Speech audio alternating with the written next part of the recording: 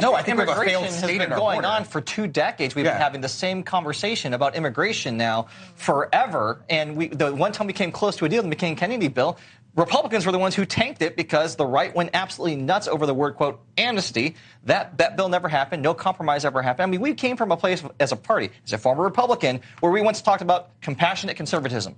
That's what George W. Bush preached. He was someone who wanted an immigration bill to be the centerpiess of his administration's accomplishments, and it ended up not really happening because of Republicans. Reagan granted the 86 Simpson-Mazzoli amnesty bill in the first place. But when negotiations break down, both sides can be blamed for the breakdown. Let's Sure, but just don't say that it's Democrats. This is a failure of both. But right now it's a Democrat administration, and Trump did have certain policies like remain in Mexico. I thought Mexico was building us a wall to fix all this. And they were going to pay for it. They were going to pay for it. Where's the check to pay for it? That is a digression. Trump actually did build some wall. It wasn't enough. Mexico was supposed to pay for it. He said it over and over and over again. This is the best snapshot of this to me. Exactly. Trump had a horrible child separation policy. Laura Bush wrote an op-ed. Ivanka said it was the most embarrassing, lowest moment of the administration.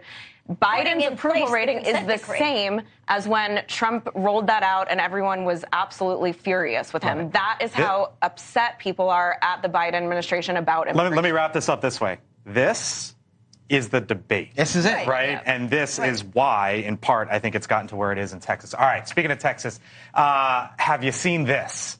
The movement for Texas independence suffered a major blow. The state Supreme Court declining to hear a challenge to the Texas Republican Party's refusal to include the, quote, Texit petition on the March primary ballot. The group Texas National Movement has been pushing to make Texas an independent nation, Nan. Yeah, it is. You're laughing. It is the Republic. It is the Republic, but once you sign in, once you sign up to be part of the United States, you're locked in.